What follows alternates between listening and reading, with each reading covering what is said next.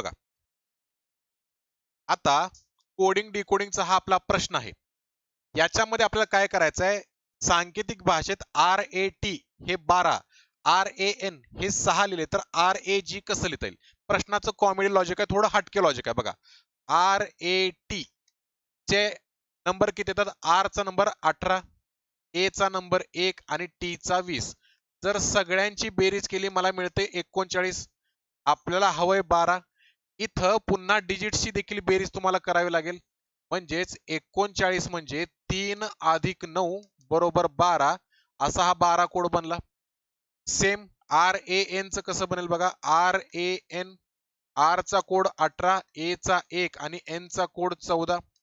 जर सगळ्यांची बेरीज केली मी तर मला मिळते बघा 18 अधिक 1 19, 19 आणि 4 23 आणि 3 33. टोटल 33 मिळाली. पुन्हा डिजिटची बेरीज 3 अधिक 3 बरोबर मला मिळते 6. सेम याच लॉजिकनं RAG कसं बनतंय बघा. RAG R चा कोड 18, A चा कोड 1 अधिक G चा कोड येत असतो 7. बरोबर, म्हणजे 8 अधिक 18 हे टोटल बनते 26. याचा कोड बनणार 2 अधिक 6 बरोबर 8. ऑप्शन नंबर 2 प्रश्नाचं करेक्ट आन्सर. असे हटके प्रश्न फक्त आपल्या लेक्चरवर पाहायला मिळतात.